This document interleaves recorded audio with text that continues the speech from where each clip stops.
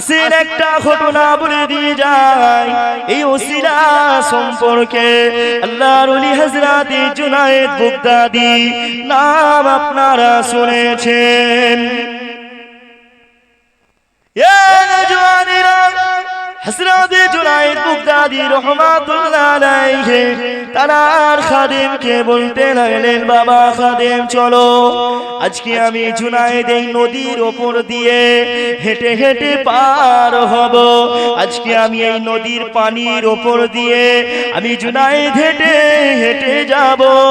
আল্লাহর ওলি জুনায়েদ বাগদাদী হুজুর আবারও তিনি খাদেমকে বললেন, ও বাবা খাদেম, তুমি যখন এই নদীর পানির ওপরে পাটা দেবে তখন তুমি বলবে, ইয়া জুনায়েদ বাগদাদী, ইয়া জুনায়েদ বাগদাদী। আর আমি জুনায়েদ, আমি আল্লাহ আল্লাহ আল্লাহ আল্লাহ বলবো। এমন করে দেখা যায় জুনায়েদ বাগদাদী রাহমাতুল্লাহ আলাইহি যখন পানির ওপরে পা দিলেন তিনি তখন আল্লাহ আল্লাহ আল্লাহ আল্লাহ বলছেন, আর খাদেমটা বলতেছে, ইয়া জুনায়েদ বাগদাদী, ইয়া জুনায়েদ বাগদাদী। এমন করে দুইজন মানুষ আল্লাহর ওলি জুনায়েদ হুজুর এবং তার খাদেম নদীর পানির উপর দিয়ে হেঁটে হেঁটে যাচ্ছে। এ যুবকেরা, তরুণীরা, ও আমার মুরব্বী বাপ জানেরা, ও আমার পাঁচলা মেজুটি বাগানি পাড়ার আমার দাদা পীরের মুরিদানেরা আছেন। এমন করে আল্লাহর ওলি হযরত জুনায়েদ বাগদাদীর খাদেমটার মনে মনে চিন্তা হতে লাগলো, জুনায়েদ বাগদাদী তো আল্লাহ আল্লাহ আল্লাহ আল্লাহ করেছে, আর আমি কেন ইয়া জুনায়েদ বাগদাদী, ইয়া জুনায়েদ বাগদাদী বলে ডাকবো? আমিও তো আল্লাহ আল্লাহকে সরাসরি ডাকতে পারি, আমিও তো আল্লাহকে ডাকতে পারি। এমন করে ওই খাদেমটা যখন ইয়া আল্লাহ বলল সঙ্গে সঙ্গে ডুবে গেল। যখন বলেছে ইয়া আল্লাহ ডুবে গেছে। জুনায়েদ বাগদাদী হুজুর তুলে বলল, তুমি কেন ইয়া আল্লাহ বললে? বলছে, হুজুর আপনি তো আল্লাহ আল্লাহ করছেন, তো আমিও ভাবলাম, মনে মনে চিন্তা করলাম আপনাকে যদি আল্লাহ পার করে তাহলে আমি আপনার নাম ধরবো কেন? আমি আল্লাহকে সরাসরি ডাকি।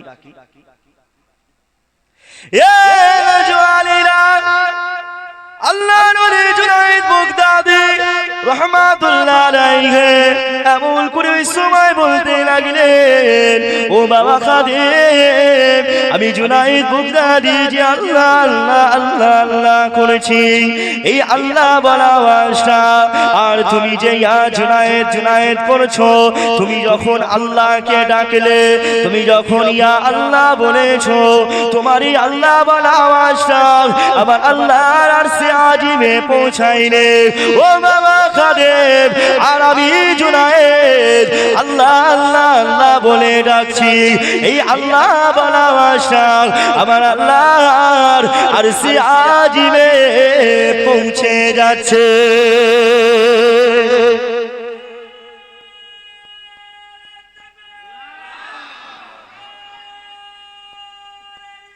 ইয়া রাসূলুল্লাহ, তোমার আল্লাহ বলা আওয়াজটা আল্লাহর দরবারে ঠিক পছন্দ হচ্ছে না, আমার আল্লাহ বলা আওয়াজটা পছন্দ হয়ে যাচ্ছে, সে কারণে তুমি আমার মাধ্যমে চলো। সুবহানাল্লাহ। এই জায়গাটা পেতে গেলে কম কষ্ট করতে হয় না।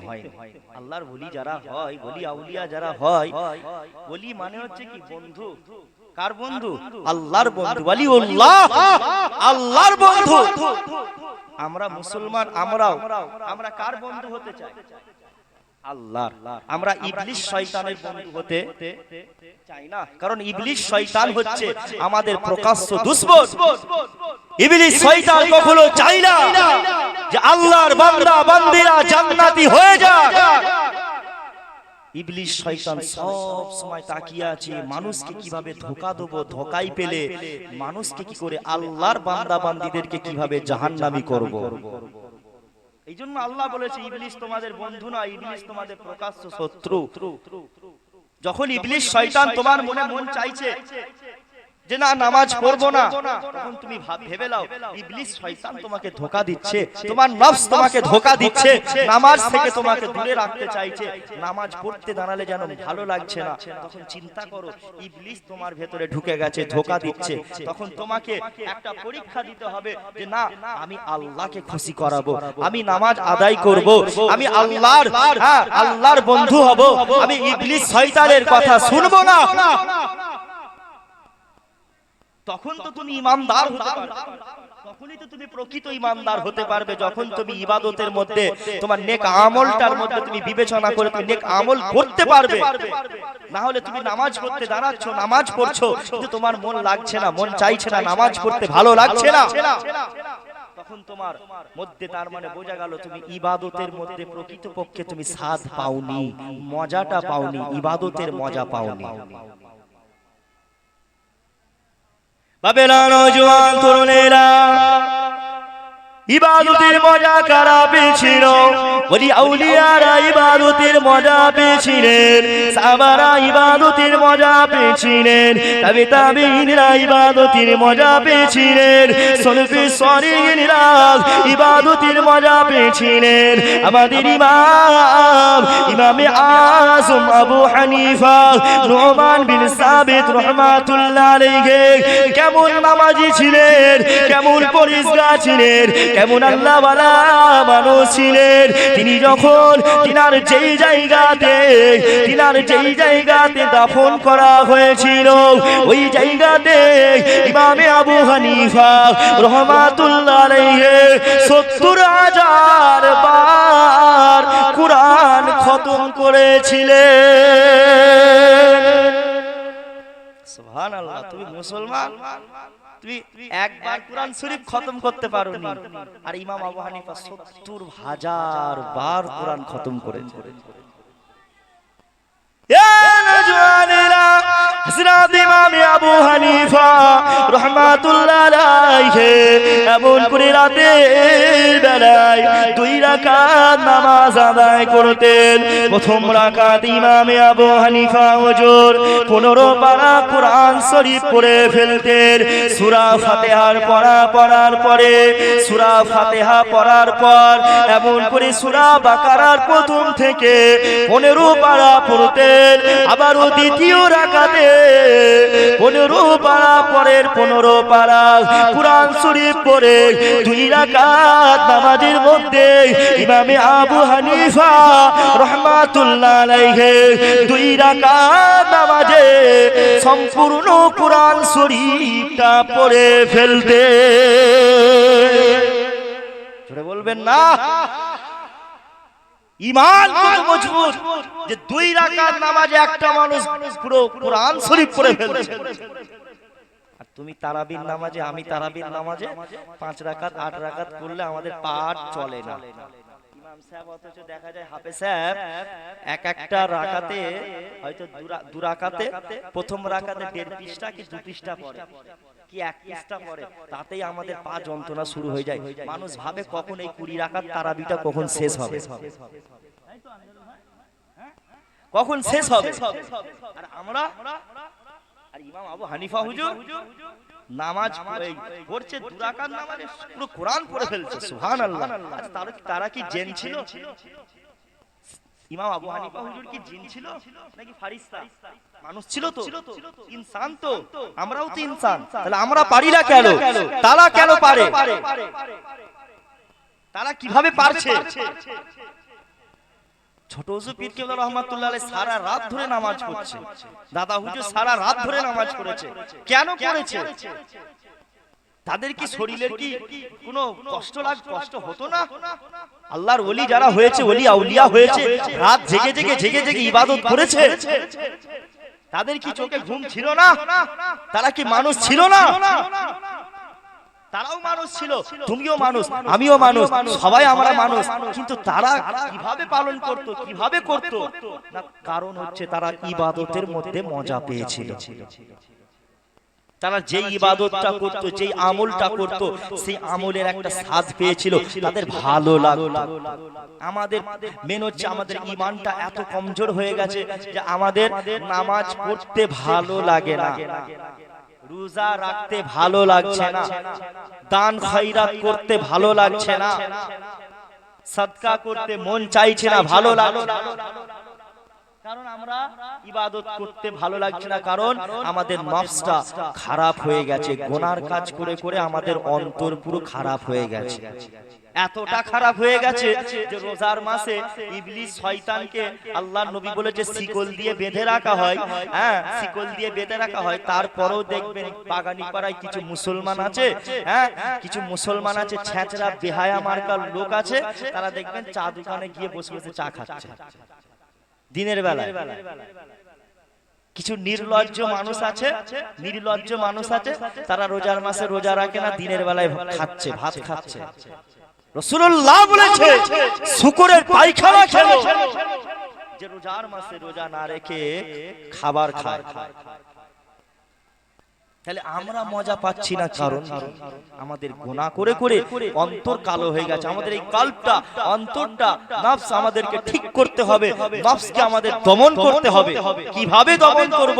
না আল্লাহ ও রাসূলের পক্ষে থেকে, আল্লাহ ও রাসূলের কথা মেনে চলে আমাদেরকে এই অন্তরটাকে পরিষ্কার করতে হবে। এই কলব বলে জায়গাটা জিকির, আজকার, তাসবিহ, তাহলিলের মাধ্যমে, ইবাদতের মাধ্যমে আমাদেরকে পরিষ্কার করতে হবে। যদি তুমি না পরিষ্কার করো, যদি তুমি আল্লাহ ও রাসূলের হুকুম ঠিকভাবে না পালন করতে পারো, তাহলে তোমার ইহকালও বরবাদ হয়ে যাবে, পরকালেও তোমার বরবাদ হয়ে যাবে।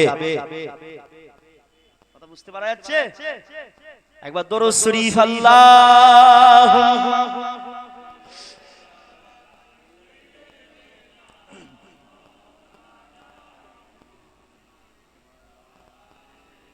রাসূল।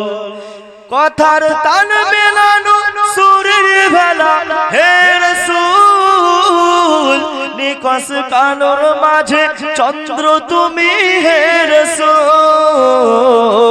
আমার সব আয়োজন তোমায় ঘিরে হে রাসূল, দেহের হৃদি বিছানায় প্রেম জড়ানো হে রাসূল। কাজের বাগান জুড়ে তোমায় রাখি মন মিনারায়, তোমার রং মেখে নি সর্বক্ষণে জীবন চলাই। তোমার রেখে যাওয়া অমর বাণীর হয় না তোল, তোমার রেখে যাওয়ার অমর বাণীর হয় না তোল। রাতের প্রভা শেষে দীপ্ত রবি হে রাসূল, আমার সব আয়োজন তোমায় ঘিরে হে রাসূল, দেহের হৃদি বিছানায় প্রেমে জড়ানো হে রাসূল। আল্লাহুম্মা সাল্লি আলা।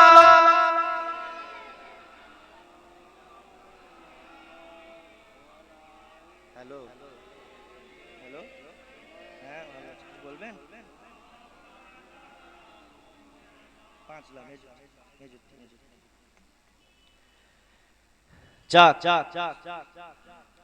বাপ আমাদেরকে অন্তরটা পরিষ্কার করতে হবে।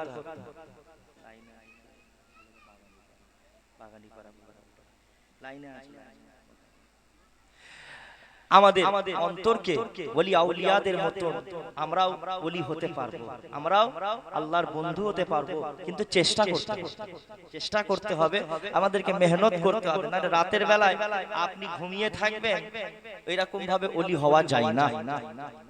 কিন্তু যারা আল্লাহর বন্ধু হয়ে যায় দেখবেন তাদের নাম, তাদের সুনাম চিরজীবন পর্যন্ত থাকে। মুজাদ্দিদে জামান আলা হযরত আবু বকর সিদ্দিক রাহমাতুল্লাহ আলাইহি, দাদা হুজুর কবে চলে গিয়েছে, আজও পর্যন্ত দাদা হুজুরের নাম নিশানা মিটে গেছে। এখনো পর্যন্ত দাদা হুজুরের মাজারে লক্ষ লক্ষ লক্ষ লক্ষ ভক্ত মুরিদগণেরা যাচ্ছে, গিয়ে মাজার জিয়ারত করছে। কেন কি? কারণ কি? তারা আল্লাহ রাসূলকে ভালোবেসেছিল, আল্লাহ রাসূলকে ভালোবেসে তারা জীবন তারা চালিয়েছিল। সেই জন্য আল্লাহ পাক তাদেরকে পছন্দ করে নিয়েছে, তাদের নাম কিয়ামত পর্যন্ত আল্লাহ পাক জারি করে দিয়েছে। একবার জোরে বলুন সুবহানাল্লাহ।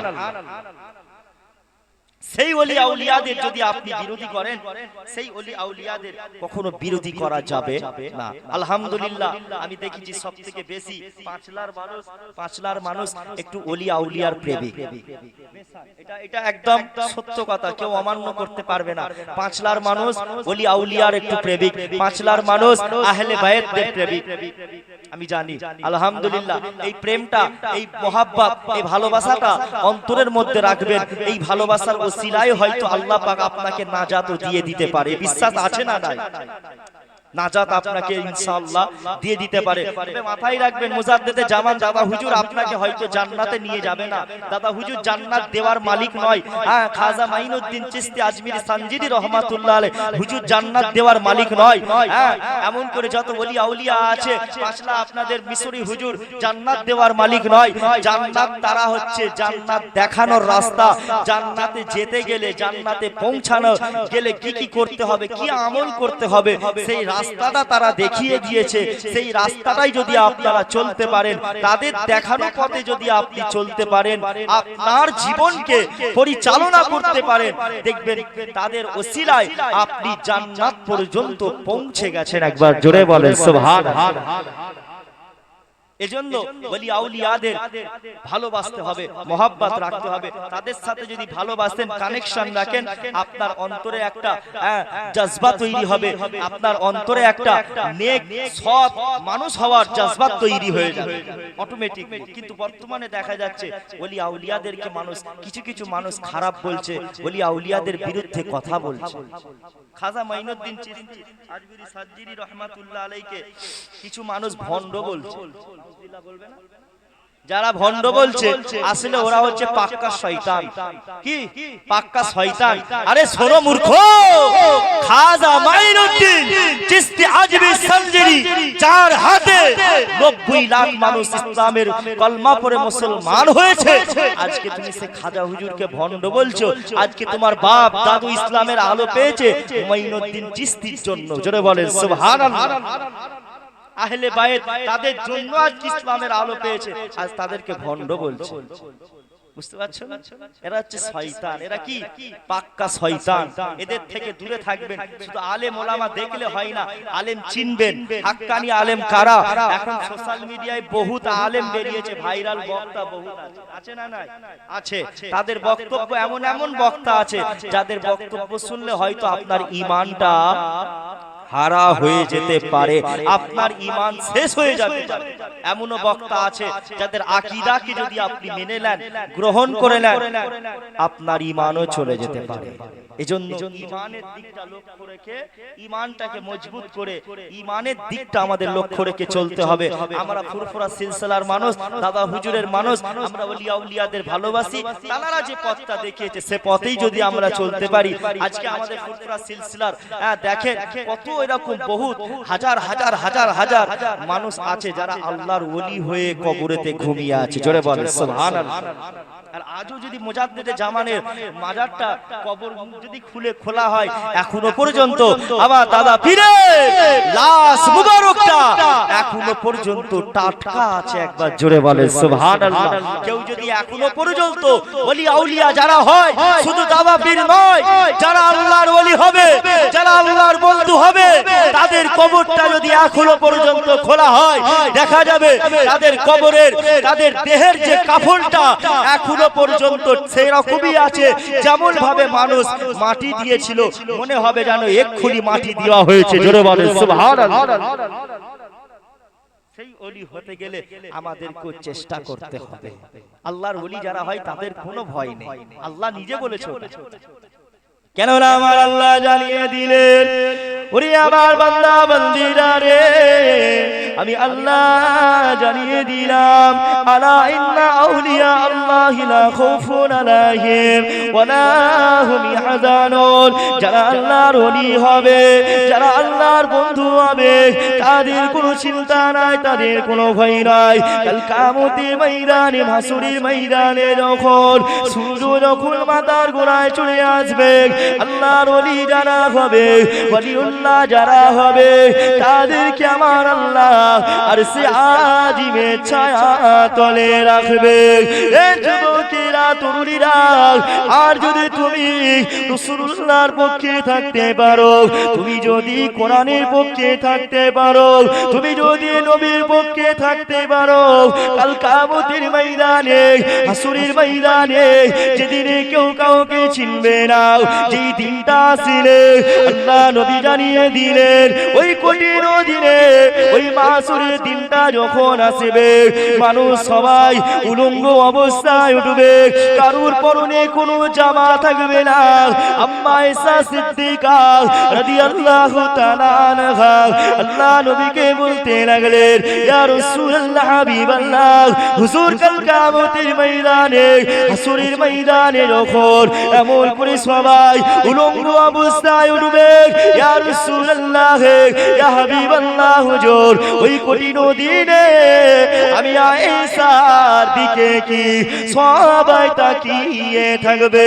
আল্লাহ নবী বললেন, আয়েশা, না না না না, ওই কিয়ামতের দিনটা এত কঠিন দিন হবে, কেউ কারো দিকে তাকাবে না। এ যুবকেরা, তরুণীরা, বাপেরা, এমন করে আল্লাহ নবীকে আম্মা আয়েশা বলতে লাগলো, ইয়া রাসূলুল্লাহ, ইয়া হাবিবাল্লাহ হুজুর, কাল কিয়ামতের ময়দানটা, ওই দিনটা তো বড় কঠিন দিন, ওই দিনেতে আমি আয়েশা আপনাকে কোথায় পাবো?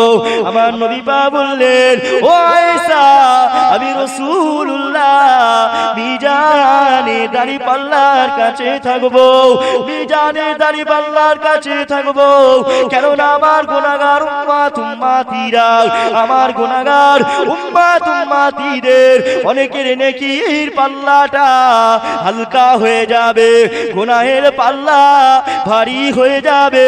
ও বিবি আয়েশা, আর আমি রাসূলুল্লাহ ওই কিয়ামতের ময়দানে, ওই হাসরের ময়দানে, আমি রাসূলুল্লাহ আমার শাহাদত আঙুলটা রাখবো, আমার শাহাদত আঙুলটা রাখার সাথে সাথে আমার গুনাহগার উম্মত উম্মতিদের নেকির পাল্লাটা ভারী হয়ে যাবে।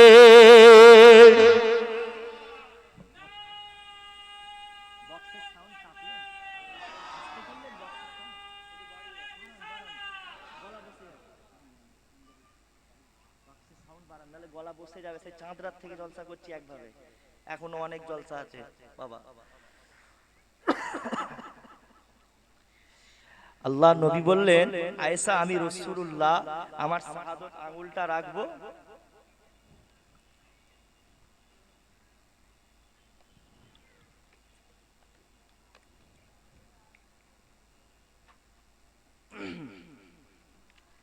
আমার শাহাদত আঙ্গুলটা রাখার সাথে সাথে কি হবে? নেকির পাল্লা ভারী হয়ে যাবে, গুনাহের পাল্লা হালকা হয়ে যাবে। সুবহানাল্লাহ। তাহলে রাসূলুল্লাহকে ভালোবাসবো না তো কাকে ভালোবাসবো? তানাকে মহব্বত করবো না তো কাকে ভালোবাসবো? এ নজওয়ানিরা, আল্লাহ নবী নবী দয়া নবী নবী আমার দিন দুনিয়া বাদশা হাবিবুল্লাহ জানিয়ে দিলেন, আয়েশা শুনে রাখো, আমি রাসূলুল্লাহ কাল কিয়ামতের ময়দানে আমি কোথায় থাকবো?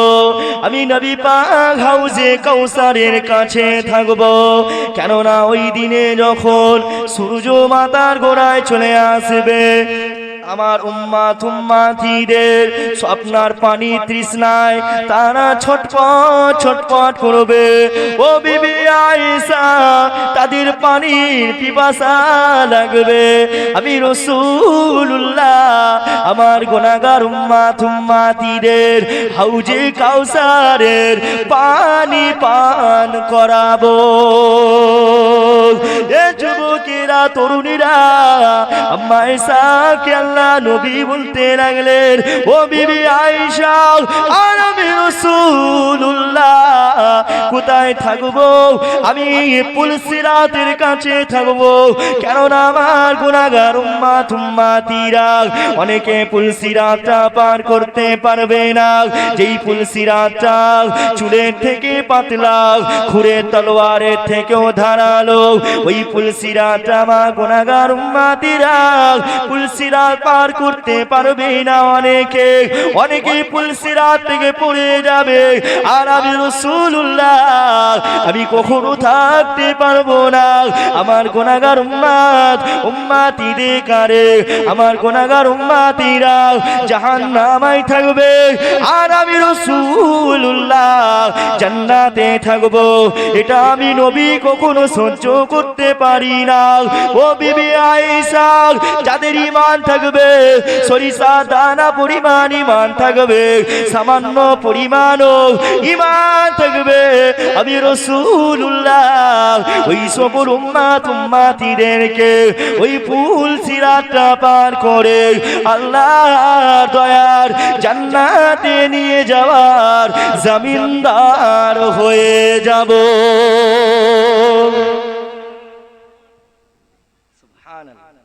আল্লাহ নবী তিনটে জায়গায় থাকবে। তাহলে কটা জায়গায়? তিনটে জায়গায়। নবী হাউজে কাউসারের কাছে থাকবে, নবী পাক সাল্লাল্লাহু আলাইহি ওয়াসাল্লাম মিজানের দাড়িপাল্লায় থাকবে। মেন জায়গা, যেসব জায়গা থেকে উম্মতেরা ধরা পড়ে গেলে হয়তো জাহান্নামী হয়ে যাবে, আল্লাহর নবী সে সমস্ত জায়গা থেকে তানার উম্মতদেরকে তিনি সাথে করে নিয়ে তাদেরকে নিয়ে আল্লাহর দয়ার জান্নাতে নিয়ে যাবে। সুবহানাল্লাহ। সেই রাসূলুল্লাহকে জান দিয়ে ভালোবাসবে না তো কাকে ভালোবাসবে? ফিদাকা আবি ওয়া উম্মি ইয়া রাসূলুল্লাহ সাল্লাল্লাহু আলাইহি সাল্লাম। ইয়া রাসূলুল্লাহ, আমাদের পিতা মাতা, আমাদের পিতা মাতা জান ও আমার জান আপনার কদমে কুরবান। যতক্ষণ না পর্যন্ত রাসূলুল্লাহর কদমে আপনি নিজের বিবি বাল বাচ্চা, নিজের জান সন্তান সন্ততি সবাইকে কুরবান করেন, ততক্ষণ প্রকৃত মুমিন বান্দা হতে আপনি পারবেন না। প্রকৃত মুমিন হতে গেলে, ঈমানদার হতে গেলে, প্রকৃত মুমিন হতে গেলে আপনাকে রাসূলুল্লাহকে সর্বপ্রথমে ভালোবাসতে হবে। যে মুমিন বান্দা হবে তারাই সফল কাম, যারা মুমিন তারাই সফল কাম। এটা আমি বলিনি, আল্লাহ বলেছে, কদ আফলাহাল মুমিনুন। সূরা মুমিনুনের প্রথম নম্বর আয়াত, কদ আফলাহাল মুমিনুন, যারা নিশ্চয়ই মুমিনরা সফল কাম হয়েছে। আল্লাযীনা হুম ফীহি সালাতিহিম খাশিউন, যারা তাদের নামাজের মধ্যে বিনয়ের সাথে নম্রভাবে সুন্দরভাবে যারা নামাজ আদায় করে তারা হচ্ছে মুমিন। কিন্তু বড় আফসোসের বিষয়, বর্তমান সময়ে নামাজকে কেন্দ্র করে দেখা যায় অনেক ইয়ারকি ফাজলামো হচ্ছে, কি হয় না? ইয়ারকি ফাজলামো হচ্ছে সোশ্যাল মিডিয়ায়, দেখবেন নামাজকে কেন্দ্র করে আপনার বিশাল ফাজলামো করতেছে। ইয়ার কি হচ্ছে? অথচ as-সালাতু মিফতাহুল জান্নাত, রাসূলুল্লাহ বলেছে নামাজ হচ্ছে জান্নাতের চাবিকাঠি। চাবিকাঠিকে নিয়ে এরা ফাজলামি করছে। তবে হ্যাঁ, যারা ছোট ছোট বাচ্চা ছেলে আছে, বাচ্চা ছেলেরা মসজিদে গিয়ে অনেক সময় দেখবেন জুম্মার দিনে চেঁচামেচি করে, হই হই করে। তাদের অনেক মসজিদে দেখা যায় ছোট ছোট ছেলেদেরকে ধরে মারে, ঘর পাঠিয়ে দেয়। এরকম কাজ করবেন না। ওরা বাচ্চা ছেলে, ওরা এখন থেকে মসজিদে, ছোটবেলা থেকে মসজিদে যাচ্ছে, ওরা কিছু জানে না। ওরা কি জানে? ছোট্টবেলা থেকে মসজিদে নামাজ পড়তে যাচ্ছে। এই অভ্যাসটা, এই প্র্যাকটিসটা যদি ওদের মধ্যে থাকে, তাহলে ওরা আগামী ভবিষ্যতে ওরা 5 ওয়াক্ত নামাজি হতে পারবে। আপনি তো নামাজ পড়তে পারেননি, আপনি বড় বয়সে, বুড়ো বয়সে আপনি গিয়ে নামাজ পড়ছেন, আর ছোট্ট বাচ্চাদের তারা নামাজ পড়তে যাচ্ছে, জুম্মার দিনে একটু চেঁচামেচি করলে আপনি তাদেরকে তারা মারতেছেন। আরে মসজিদে তো আপনার তো কর্তব্য তারা না মেরে মসজিদেতে জুম্মার দিনে 100 টাকার লজেস কিনে রাখা। যে ছোট ছোট ছেলে যতগুলো আসবে তাদেরকে 100 টাকার লজেস কিনে রাখবো, তাদেরকে লজেস দেওয়া হবে, ঠিক না? অনেক অনেক জায়গায় মসজিদে বিদেশের দিকে বাইরে রাজ্যের দিকে অনেক অনেক মসজিদে থাকে এরকম মসজিদেতে সব ডিবার ভেতরে সব লজেন্স থাকে ছোট ছোট ছেলেরা নামাজ পড়তেছিলে তাদেরকে লজেন্স দেওয়া হয় তবে তো ছেলেগুলোর আকর্ষণ একটু বাড়বে নামাজের দিকে মন থাকবে ওই সমস্ত ছেলেগুলো বড় হলে নামাজ পড়বে শিক্ষা তো ছোটবেলা থেকেই দিতে হবে আমরা তো শিখতে পারিনি আল্লাহ বলেছে ইকরা বান্দা তুমি পড়ো ইকরা পড়ো কোরআনের প্রথম শব্দ ইকরা নাজিল হয়েছিল আজকে যেই ধর্ম ইকরা দিয়ে নাজিল হয়েছিল সেই ধর্মের মুসলমান দেখেন সবথেকে বেশি মূর্খের মধ্যে ধাবিত হয়ে আছে সবথেকে বেশি মূর্খ ইকরা পড়ো আমরা দেখেন এখানে কজন মানুষ কোরআন শরীফ পড়া জানেন হাত তোলেন তো দেখি তবে বোঝা যাবে হাত তোলো দেখি দেখি সুন্দর করে হাত তোলো কে কে জানেন সত্যিকারের জানেন দেখেন এই এই এই কথা আমজাদুল ভাই একজন দুজন তিনজন চারজন পাঁচজন ছজন হ্যাঁ এই কয়েক আর বাকি লোক এতগুলো লোক মানুষ কেউ কোরআন শরীফ পড়া জানেন না তাই তো তাহলে যেই ধর্মের সর্বশ্রেষ্ঠ গ্রন্থ হচ্ছে আল কোরআন যেই কোরআন শরীফের একটা শব্দ পাঠ করলে 10টা নেকি পাওয়া যায় আলিফ লাম মিম আপনি 30টা নেকি পেয়ে যাবেন সূরা ফাতিহা যদি পড়েন সূরা ফাতিহার কতগুলো শব্দ আছে একটা শব্দ পাঠ করার জন্য যদি একটা মানুষের 10টা করে আমলনামায় নেকি হয় তাহলে কতটা গুরুত্বপূর্ণ একটা কিতাব বুঝতে পারছেন কোরআন আপনি পড়তে পারেন না আরে আপনি পারেন না আপনি বয়স হয়ে গেছে আপনি ভাবছেন এখনো কি শেখা যাবে না আপনি তো শিখতে পারেন বয়স হয়ে গেছে তো কি হয়েছে কোরআন শরীফ পড়া তো আপনি শিখতে পারেন এটা তো সর্বশ্রেষ্ঠ ধর্মগ্রন্থ রাসূলুল্লাহর উপরে যেই কোরআনটা নাযিল হয়েছে যেই কোরআনের জন্য সাহাবা হুজুরেরা নিজেদের জানটাকে কুরবান করেছে সেই কোরআন শরীফ তুমি পড়তে পারোনি আবার তুমি বলছো আমি মুসলমান তোমার নাম থাকলেই কি তুমি প্রকৃতপক্ষে মুসলমান হয়ে যাবে নাম আছে আব্দুল করিম জব্বার সত্তার তোমার নাম থাকলে মুসলমান তুমি রাসূলুল্লাহকে ভালোবাসছো বলছো তুমি বলছো নবী কা দামান নেই छोड़ेगा নবী কা দামান নেই छोड़ेगा বলে তুমি প্রতিবাদ করছো এদিকে তোমার মুখে দাড়ি নেই এদিকে তোমার মুখে দাড়ি নেই তুমি এখনো পর্যন্ত দাড়ি রাখোনি আর তুমি দাবি করছো আমি রাসূলুল্লাহর প্রেমিক তুমি দাবি করছো আমি রাসূলুল্লাহর প্রেমিক অথচ যে রাসূলুল্লাহ এই দাড়ি রাখার বিষয়ে আল্লাহর নবী বললেন দাড়ি যে ব্যক্তিটা চাঁচলো সে যেন আমি রাসূলুল্লাহ আমার গলায় খুর চালালো আরে বাবা রাসূলুল্লাহকে যদি এই জায়গায় যদি আনা হয় রাসূলুল্লাহর তোমার হাতে যদি একটা তলোয়ার কি খুর দিয়ে দেয়া হয় তুমি কি নবীর গলায় তলোয়ার খুরটা চালাতে পারবে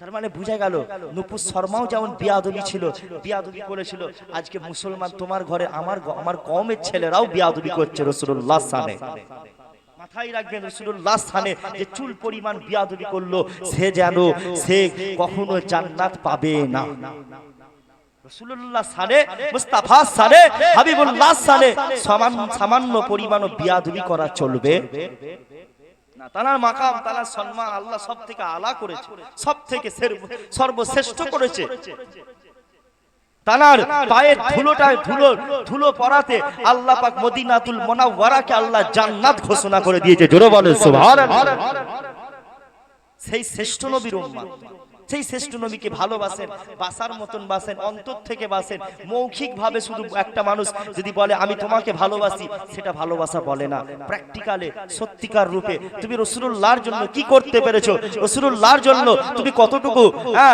কতটুকু তানার হুকুম আহকাম গুলো তানার আদেশ পালন করতে পেরেছো তুমি যদি রাসূলুল্লাহর কথা মানতে পারো তবেই তো তুমি প্রেমিক তুমি যদি রাসূলুল্লাহর কথা না মানতে পারো তুমি কখনো প্রেমিক না তুমি হচ্ছে মিথ্যাবাদী তুমি কি মিথ্যাবাদী তুমি খালি মৌখিক মুখ থেকে বলো নবীকে ভালোবাসি কিন্তু তোমার অন্তর থেকে রাসূলুল্লাহর প্রতি ভালোবাসা নেই তুমি যদি রাসূলুল্লাহর প্রেমিক হতে তাহলে তুমি আজকে থেকে আর মদ খেতে না তুমি যদি রাসূলুল্লাহর প্রেমিক হতে তাহলে তুমি কখনো লটারি কাটতেন না আপনি যদি রাসূলুল্লাহর সত্যিকারের প্রেমিক হতেন আপনি কখনো সুদের ব্যবসা করতেন না আপনি যদি রাসূলুল্লাহর সত্যিকার প্রেমিক হতেন আপনার বাড়িতে কখনো বন্ধন লোন চলতো না বাগানি পাড়ায় মনে হয় বন্ধন লোন নেয় না কেউ সব ফেরেশতা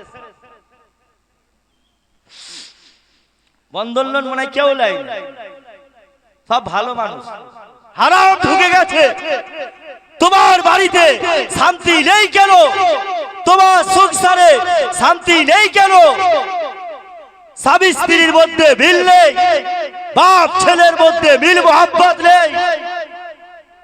ইনকাম করছেন সব বেরিয়ে যাচ্ছে। কেন বেরিয়ে যাচ্ছে? সংসারে কোনো সুখ শান্তি নেই কেন? রাসূলুল্লাহ তো বলেছে যেই সংসারে হারাম ঢুকে যাবে সে কখনো শান্তি পাবে না। মাশাআল্লাহ, চাচা জান এসছে মনে হয়।